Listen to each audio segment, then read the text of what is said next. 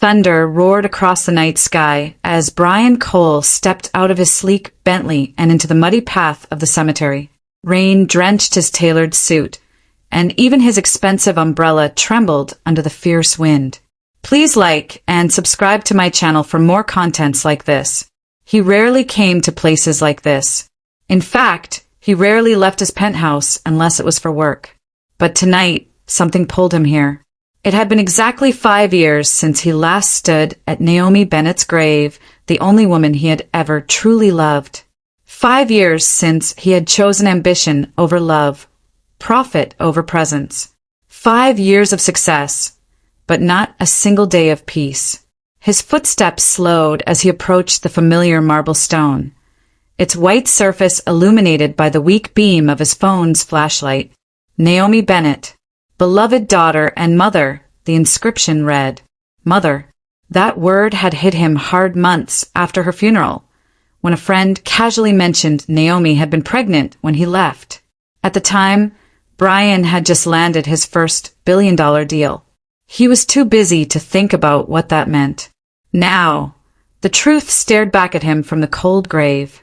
He bent to lay a single white rose down, but something strange caught his eye, movement beside the headstone. A small figure was curled under a bright red raincoat, soaked through.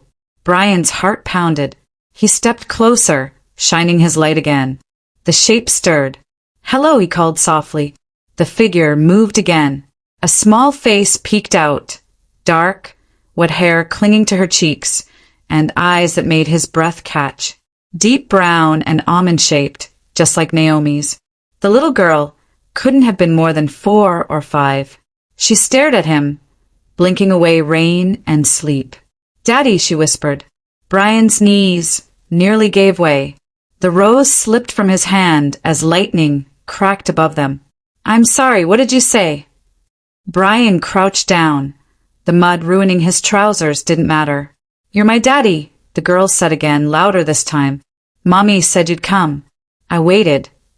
Brian stared at her, struggling to breathe. What's your name? He asked. Ella, she replied. Ella Bennett Cole. Aunt Grace says I have your last name, even if you didn't come. Her voice was small but steady. Brian felt each word like a stab to his chest. This was his child, Naomi's child, their child. He looked around. Where is your aunt, Ella? Why are you here alone in the rain? She fell asleep. I drew a picture for Mommy and came to show her, Ella said, her chin trembling. Then it rained and I got scared.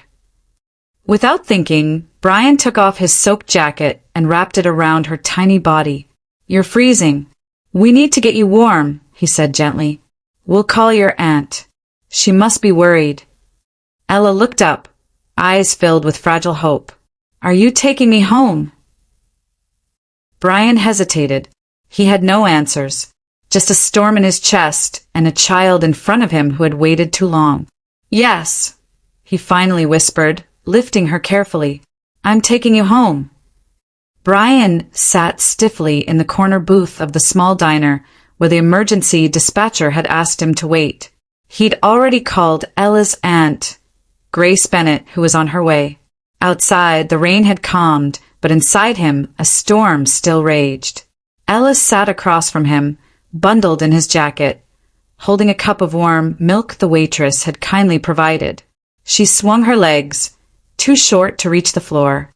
You look just like the picture Mommy had, she said suddenly. Brian blinked. What picture?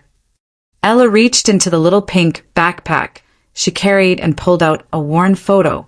It was him and Naomi at their college graduation, smiling, arms wrapped around each other.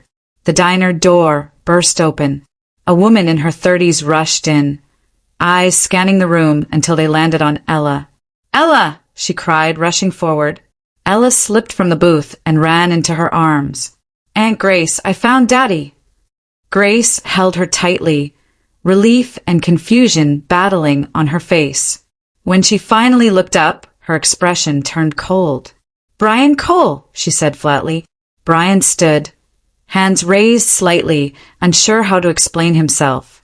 She was alone in the rain, he said. I didn't know. about any of this. No, Grace snapped.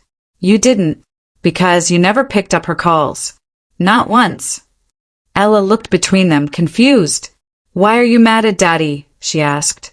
Grace's face softened slightly at Ella's innocent question. Sweetheart, let's go home first. You're soaked.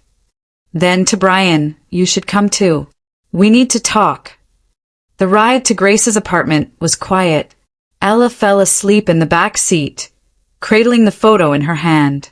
Brian couldn't stop glancing at her in the mirror. Every small movement reminded him of Naomi. At the apartment, Grace carried the sleeping girl inside. The home was modest, filled with warm light and handmade art. Brian stood awkwardly in the living room, eyes settling on framed photos along the wall. Naomi with a baby, Naomi with a toddler, always smiling, always tired. She tried to tell you, Grace said, walking in after putting Ella to bed. When she found out she was pregnant, Naomi called. Every day for weeks. You never answered. Brian's throat tightened. I was in meetings. I didn't know. You didn't want to know, Grace snapped. Your secretary blocked her calls. Your office said you weren't available. She eventually gave up.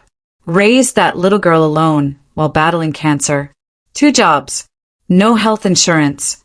And still, she kept your picture on the nightstand for Ella.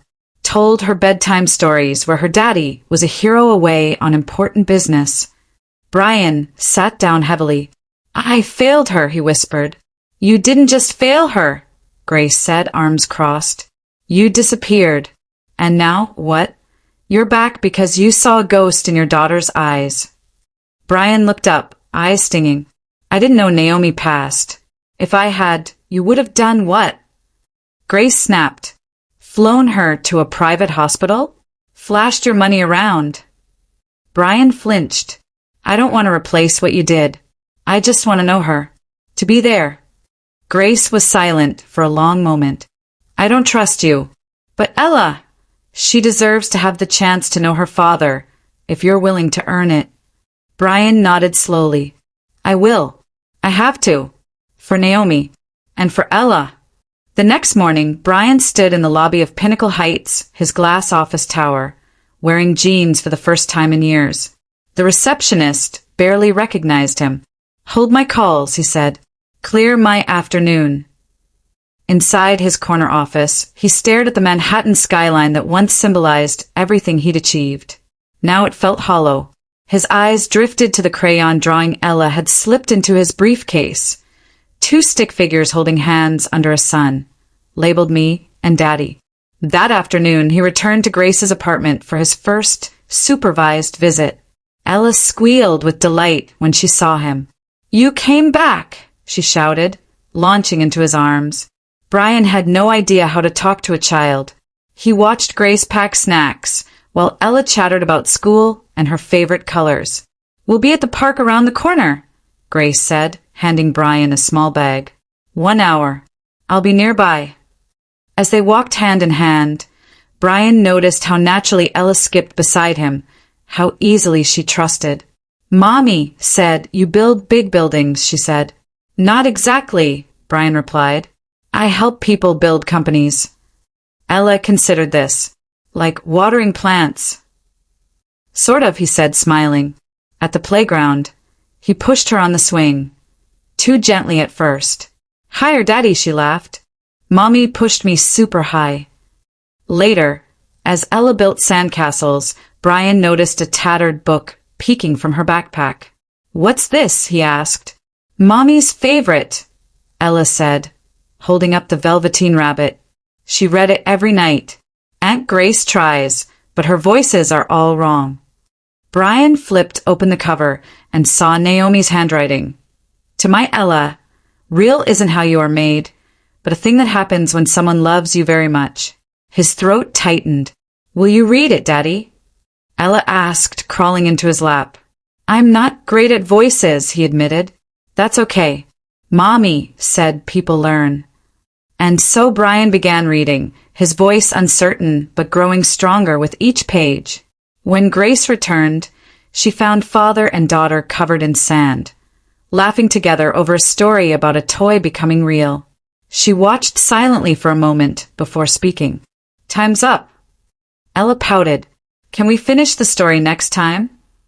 Brian met Grace's eyes. "If that's okay." Grace hesitated, then nodded. "Friday afternoon. Don't be late." As they walked back, Brian felt something strange. He wasn't thinking about his next meeting or the Tokyo merger. He was wondering if Ella would like more books. That night, back in his penthouse, he stared at her drawing on his desk. It didn't match the sleek decor, but somehow, it made the space feel more alive than ever. 3 weeks later, Brian stood outside Ella's preschool, nervous as a child. Grace had finally agreed he could pick her up. The moment the doors opened, Ella burst out, wearing a blue dress with yellow flowers, waving a paper. "Daddy!" she yelled, running into his arms. "I drew us again." She handed him a new drawing. The same 2 stick figures, now holding ice cream cones. "For your office," she added. Brian nodded, fighting tears. "I'll hang it where everyone can see." They walked to the corner ice cream shop. "Mommy always got strawberry," Ella said. She said it tasted like summer. Brian smiled. "She used to bring strawberries on our college picnics." They sat by the window of the ice cream shop, watching people pass as Ella licked her cone and told him stories about her classmates. Brian listened closely, genuinely interested in every word. "Mommy said you used to read her your boring books," Ella giggled. "But she liked your voice." Brian chuckled softly. "That's true. I used to read my business textbooks to her. She made fun of them, but never stopped listening." Ella leaned closer. She said, "You looked like a prince in your graduation clothes." Brian's smile faded into something softer. Naomi had told their daughter stories, wrapped in kindness, never bitterness. She made me sound better than I was. Back in his penthouse that evening, Brian placed Ella's latest drawing beside her first one. His office now held more crayon lines than stock charts. A part of him felt unworthy of them. He stared at a framed photo from their zoo visit, Ella grinning with a missing front tooth. That moment had cost nothing, but meant everything. Suddenly his phone buzzed. A message from Grace. "Ella's school play is next Friday. 2 p.m. She's a sunflower. No greeting. No invitation. But also not a rejection." Brian typed back, "I'll be there." And meant it. The day of the play, Brian arrived early, dressed in simple clothes, no assistant, no chauffeur. The school auditorium buzzed with excitement. When Ella spotted him from the stage in her bright sunflower costume, her whole face lit up. She waved so hard, she nearly knocked over a cardboard tree. Brian felt his heart squeeze. Afterward, she ran into his arms. "I told everyone you'd come," she beamed. Grace approached slowly. "She was so proud," she said. "Thank you for coming." Brian looked at her. "There's nowhere else I'd rather be." Grace gave a brief nod. A shift small but real. A week later, Brian stood quietly at a park cleanup event. He wore jeans and gloves, blending in. He didn't bring attention or money, just time. When Grace and Ella arrived with water bottles for volunteers, Ella's joyful shout of "Daddy!" reached across the park. She ran straight into his arms. Grace looked surprised but said nothing. Later, while organizing supplies, she approached him. "Why are you doing all this?" "Because it matters to her," he answered. "And maybe because it's what Naomi would have wanted." Grace didn't reply, but handed him a water bottle. It was the first time she didn't look at him like a stranger. The quiet visits became routine. Library drives, school art nights, Ella's first wobbly bike ride. Brian never brought gifts. He brought presents. Slowly, trust grew. "You're really showing up," Grace said one evening after a community fundraiser. "She asks about you every day now." Brian's voice was low. "I still don't feel like I deserve it." "Maybe not," Grace replied. "But you're trying. That means something." He nodded. "I've missed so much." Grace hesitated, then added, I've been offered a job at the new clinic you helped fund. Part-time for now. Brian smiled. Naomi would have loved that. On the anniversary of that stormy night, the three of them returned to the cemetery, this time in sunshine. Ella carried sunflowers and a card with her crayon family, herself, Brian, and Grace. She placed them gently by Naomi's grave. Mommy, we're okay now, she said sweetly. Daddy doesn't work all the time anymore, and Aunt Grace laughs more. Brian knelt beside her. I'm sorry, he whispered to the headstone. I should have come sooner. You gave her everything, and now I'll do the same. Ella hugged him tightly. She hears you, she said, her belief unshakable. Mommy said it's never too late to do the right thing. That spring, Grace mentioned something casually one afternoon. There's a duplex with 2 units and a shared backyard. It's close to Ella's school. Brian listened. Are you thinking about moving? Grace nodded. Ella keeps saying she wants us all together. This wouldn't be under one roof. Just close enough. He didn't smile. He simply said, let's look at it together. For Ella, it meant 1 backpack, 1 garden, and 2 grown-ups working side by side. The unit was modest, but perfect. And when Ella skipped through the gate into the yard, it already felt like home. On a quiet evening, Brian stood outside his new place, watching Ella and Grace plant sunflowers together. You've changed, Grace said softly. So have you, Brian replied. Not really, just less guarded. A pause. I've been thinking about the way Naomi saw people, not for who they were, but for who they could become. Brian looked at her, grateful. She believed in me when I didn't deserve it. Now I have to prove she wasn't wrong. Grace smiled faintly. You already have. Ella's never been happier. They stood in silence, the sun setting behind them. Redemption didn't always look like fireworks. Sometimes it looked like flowers in bloom. Christmas came quietly. No luxury gala, no flashing cameras. Just the 3 of them around a small tree, exchanging homemade gifts. Ella made Brian a painted rock that read Best Dad Ever. He wept. Grace baked Naomi's favorite cookies. They shared memories instead of mourning. That night, after Ella fell asleep, Grace and Brian sat across the table, drinking tea. You're part of this now, she said, in ways I didn't think were possible. Brian nodded. She brought me back. Not just Ella. Naomi too. Grace didn't respond right away. Then she whispered, I think she knew you'd find your way. She just didn't know when. 1 year after finding Ella on a rain-soaked grave, Brian stood in the same cemetery, this time with family. The grave was adorned with sunflowers and a framed photo of Ella between Brian and Grace in front of their new home. We're okay, Naomi, Brian whispered. I'm not chasing towers anymore. I'm chasing bedtime stories and pancake mornings. Ella skipped nearby, humming to herself. Grace stood beside him, her hand brushing his arm briefly. You didn't just find Ella, she said. She found you. Brian smiled.